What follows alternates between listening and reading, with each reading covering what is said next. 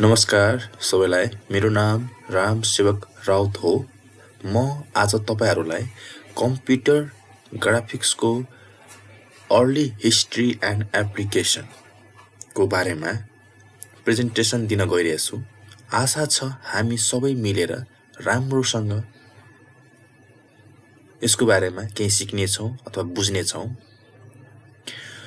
Computer ग्राफिक्सको simple dot from simple dots to virtual reality कसरी evolution भयो त? एउटा journey through the evolution of computer graphics. एउटा सिम्पल डट्स देखि भर्चुअल रियालिटी सम्म कसरी इभोल्युसन भयो त्यसको जर्नीको विषयमा हामी चर्चा गर्ने छौं। फर्स्ट 1950 दशक भन्दा अगाडि before computer graphics manual drawing method engineer architect and designer used paper pencil rulers and physical model. Engineer architecture and डिजाइनरहरूले चाहिँ कम्प्युटर ग्राफिक्स आउनुभन्दा अगाडि के गर्थ्यो भने त कसरी गरिन्थ्यो त? यसमा देखिराख्नु भएको छ pencil and paper drafting compass ruler physical model architecture model यस्ता खालका टुल्सहरू प्रयोग गरेर इमेज बनाउँथ्यो ड्राइङ बनाउँथ्यो नक्सा बनाउँथ्यो। भनेपछि पहिला कम्प्युटर पनि कस्तो थियो त? क्याल्कुलेसन गर्नलाई मात्र बनाएको थियो। त्यो इमेज प्रोड्युस गर्ने त्यस्तो खालको कन्सेप्ट थिएन 1950 दशकभन्दा अगाडिको कुराहरुमा। साइन्टिस्ट एन्ड इन्जिनियर के रियलाइज गर्यो त? हैन, अब चाहिँ यसैमा सीमित रहनु भएन। पिक्चरले राम्रोसँग बुझाउँछ, पिक्चरले राम्रोसँग बुझ्छ मान्छेले नम्बर भन्दा। किनकि पहिलाको कम्प्युटरहरूले चाहिँ क्याल्कुलेसन मात्र गरिन्थ्यो, ओन्ली फर क्याल्कुलेटर। त्यही भएर चाहिँ के कन्सेप्ट ल्यायो भने चाहिँ त्यसपछि के भनेपछि रियलाइज गर्यो साइन्टिस्ट र इन्जिनियरहरूले चाहिँ पिक्चर इजिली बुझिन्छ नम्बर भन्दा। त्यसपछि चाहिँ हामी नेक्स्ट स्लाइडमा जान्छौं। फर्स्ट ग्राफिक डिस्प्ले 1950 को दशकमा पहिलो पटक ग्राफिक्स डिस्प्लेको सुरुवात भयो। भनेपछि यहाँ CRT screen and early system early computer used cathode ray tube CRT screen. पहिलाका कम्प्युटरहरू चाहिँ क्याथोड रे ट्युब स्क्रिन डिस्प्ले प्रयोग हुन्थ्यो। अहिले त नयाँ चाहिँ अहिलेको युगमा चाहिँ धेरै एडभान्स आइसकेको छ, जस्तै चाहिँ LED लाइट इमिटिङ डायोड जस्ता डिस्प्ले आइसकेको छ। LCD लिक्विड क्रिस्टल डिस्प्ले जस्ता डिस्प्ले आइसकेको छ। पहिलाको कुराहरुमा कस्तो 1950 को दशकमा कस्तो थियो भने चाहिँ क्याथोड रे ट्युब CRT स्क्रिन पहिला प्रयोग गरिन्थ्यो। यहाँ इमेजमा पनि हजुरले चाहिँ हेर्न सक्नुहुनेछ reel wind computer with operator in the 1950 को अवस्थामा कस्तो थियो त्यो। This screen could display simple point and line. MIT Real Wind computer was one of the earliest graphic system.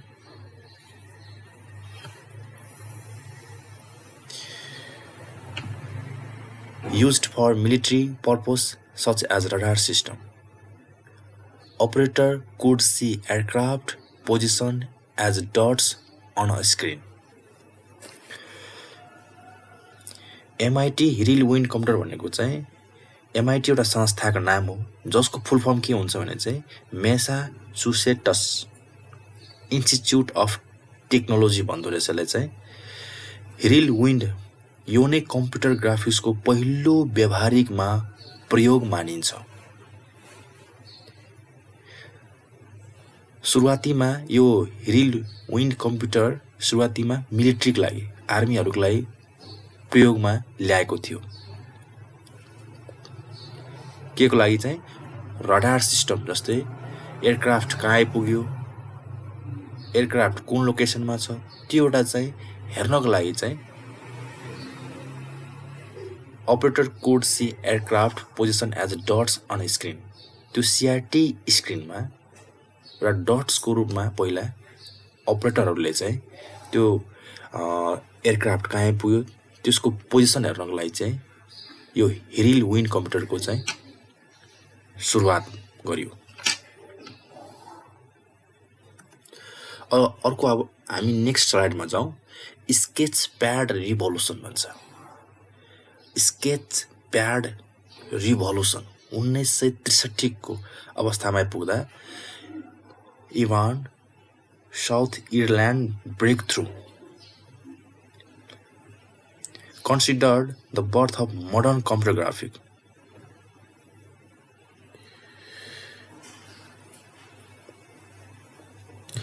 उन्नाइस सय 63मा इभान साउथ इयरल्यान्डले बनाएको स्केच प्याडलाई आधुनिक कम्प्युटर ग्राफिक्स जन्म मानिन्छ।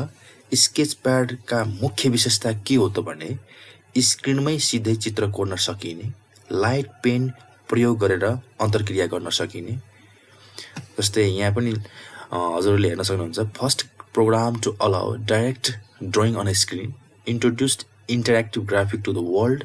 First time human could communicate visually with computer. के को सहायताले चाहिँ डाइरेक्ट ड्रइङ, लाइट पेन को सहायताले चाहिँ। Sketch pad laid the foundation for modern computer graphic and human computer interaction. अब अर्को नेक्स्ट स्लाइडमा हामी जाउँ। Growth period vector graphics and animation 1970 देखि 1980 को बिचमा vector graphic revolution. Computer became more powerful and affordable in the 1970। यस समयमा कम्प्युटरहरू शक्तिशाली र सस्ता हुन थाल्यो। जब कम्प्युटरहरू बन्दै गयो, विभिन्न कम्पनीहरूले कम्प्युटरले बनाउँदै गयो, के अरे म्यानुफ्याक्चर गर्दै गयो, उतिखेर चाहिँ के भयो त कम्प्युटरहरू शक्तिशाली पनि हुँदै गयो र अर्को चाहिँ एडभान्स खालको पनि कम्प्युटर चाहिँ आयो, अर्को सस्तो हुन पनि थाल्यो। Vector graphic used mathematical line and curve instead of pixel। Vector ग्राफिक्सले चाहिँ पिक्सेल भन्दा चाहिँ म्याथमेटिकल लाइन एन्ड कर्भले चाहिँ प्रयोग गरिन्थ्यो। यसको एडभान्टेज के हो त? यो भेक्टर ग्राफिक्स रिभोल्युसन हैन, यसको एडभान्टेज के हो त? Smaller file size and scalable without loss of quality.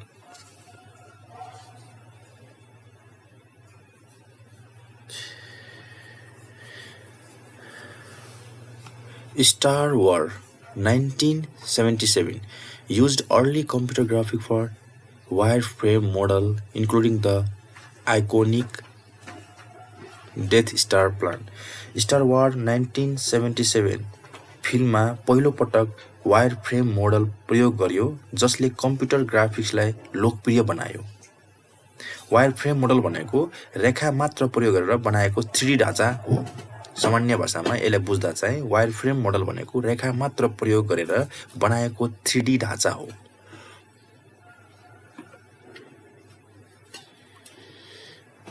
Vector ग्राफिक्सको visualisation यहाँ हामीले यो चित्र अनुसारले हामी बुझ्न सकिन्छौँ।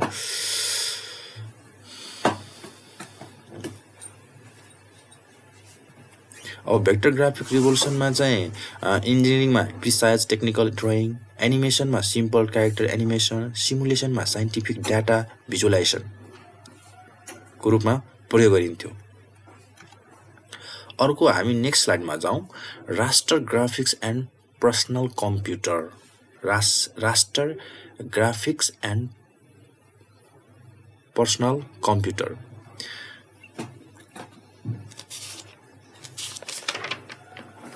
रास्टर ग्राफिक्स र व्यक्तिगत कम्प्युटरमा के थियो भने चाहिँ पछि रास्टर ग्राफिक्स आयो, जसमा चित्रहरू पिक्सेल साना डटबाट बनाइन्छ। What are raster graphics? Use pixel teeny dot to form image similar to modern screen। यसको एडभान्टेज के हो त? यसको एडभान्टेज चाहिँ हो support for colour image, more realistic visual. रङ्गीन र वास्तविक चित्र हो यसको फोटो र भिडियो सम्भव हुने यसमा। पर्सनल कम्प्युटरमा चाहिँ रास्टर ग्राफिक्स एन्ड पर्सनल कम्प्युटरमा चाहिँ computer like Apple and IBM PC brought graphic to home and office. यसले के भन्न खोजेको भने चाहिँ यो लाइनले के भन्न खोजेको भने चाहिँ एप्पल एन्ड आइबिएम पिसीले घर घरमा ग्राफिक्स पुर्यायो।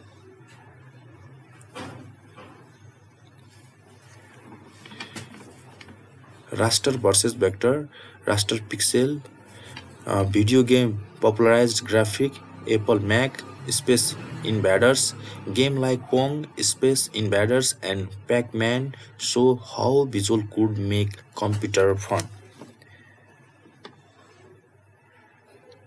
Pong, Space Invader, Pac-Man जस्ता खेलहरूले कम्प्युटरलाई मनोरञ्जनको माध्यम बनायो। मोडर्न 3D ग्राफिक्स 1990 प्रेजेन्ट 1990 देखि प्रेजेन्टसम्मको मोडर्न 3D ग्राफिक्समा यसको चाहिँ के छ भने चाहिँ की development advance 3D modelling software became accessible.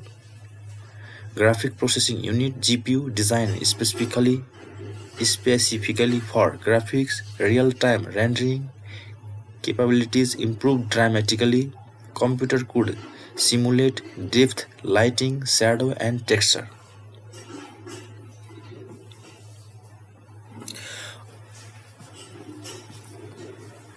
Milestone Toy Story 1995 मा first fully computer animated feature film demonstrating the power of 3D animation to the world.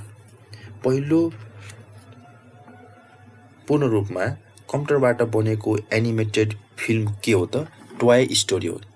कतिमा आथ्यो त 1995 तिर आथ्यो। यसमा मोडर्न 3D ग्राफिक्समा चाहिँ 3D modelling, lighting and shading, animation, texture mapping. 3D ग्राफिक्सको transformation कस्तो हुन्छ भने चाहिँ यहाँ पिक्चर अनुसार पिक्चर हेरेर पनि हामी थाहा बुझ्न सकिन्छ। अर्को चाहिँ इन्टरटेनमेन्ट। अब हामी के गर्छौं त यो कम्प्युटर ग्राफिक्सको प्रयोग कहाँ हुन्छ त, यसको एप्लिकेसन के हो त भने चाहिँ हामी बुझ्छौं। Entertainment and media application. Entertainment र मिडिया एप्लिकेसनको रूपमा प्रयोग गरिन्छ कम्प्युटर ग्राफिक्सलाई। जस्तै यहाँ इक्जाम्पल अनुसार चाहिँ मुभिज एन्ड टेलिभिजन। अर्को mobile and social media. Movies and television भित्र के पर्छ त super hero movies with digital character, animated film without traditional animation, visual effect VFX for realistic scene, green screen technology for background, mobile and social media, mobile app with interactive graphic, website design with visual appeal, emoji and sticker for communication, photo filter for social media। यस्ता खालकोहरू चाहिँ अहिलेको आधुनिक computer ग्राफिक्समा entertainment and media एप्लिकेसनमा प्रयोग हुन थालेछ। जस्तै मुभिजमा हैन हामी चाहिँ विभिन्न अहिले त प्राय जसो सबै मुभीमा चाहिँ कम्प्युटर ग्राफिक प्रयोग नगरिकन चाहिँ राम्रो देखिँदैन चाहिँ अहिले त VFX को जमाना आइसकेको छ। अहिले चाहिँ मुभिजमा अनि गेम्समा सोशल मिडियाहरुमा। अब हामी के बुझ्छौं भने before and after VFX in movies production. यो VFX यो भनेको VFX प्रयोग गरेर चाहिँ यहाँ तलपट्टि हेर्नु त कति रियलिस्टिक देखाछ। पुरै रियलिस्टिक जस्तो देखिन्छ। यहाँ चाहिँ पुरै रियलिस्टिक जस्तो देखिन्छ। Computer graphic create realistic background, character and effect that actor perform in front of. अब चाहिँ प्रोफेसनल एप्लिकेसन। कम्प्युटर ग्राफिक्सको प्रोफेसनल को सेक्टरमा पनि प्रयोग गरिन्छ। जस्तै education and training, 3D model of human body for anatomy study, interactive diagram for complex concept, virtual laboratories for safe experimentation, medicine and healthcare, medical imaging, X-ray, MRI, CT scan जस्ताहरुमा computer ग्राफिक्सको चाहिँ निकै प्रयोग भइरहेछ।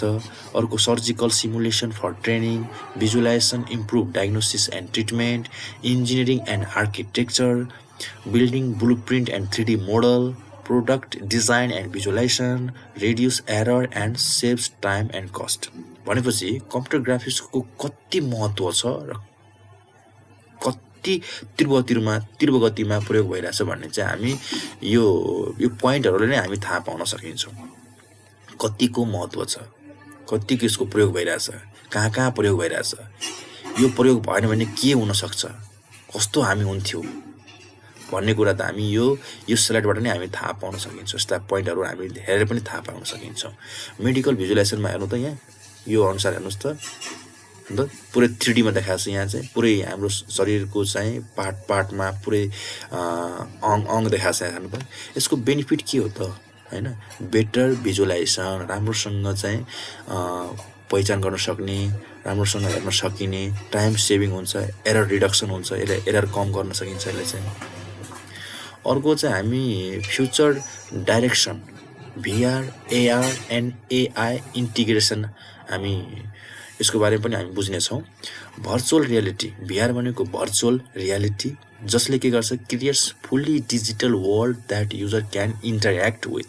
यसको application, यसको प्रयोग कहाँ हुन्छ त VR गेममा, भर्चुअल क्लासरुममा। अर्को के छ भने चाहिँ एगुमेन्टेड रियालिटी AR, जसलाई हामी भन्छौँ augmented reality AR adds digital object to the real world। यसको एप्लिकेसन चाहिँ कहाँ हुन्छ, AR navigation app, virtual clothing try on. अर्को artificial intelligence, create and enhance graphic using machine learning, realistic character, automated image generation. Thank you तपाईँहरूले धैर्य दिएर सुनिदिनु भएकोमा धेरै धेरै धन्यवाद।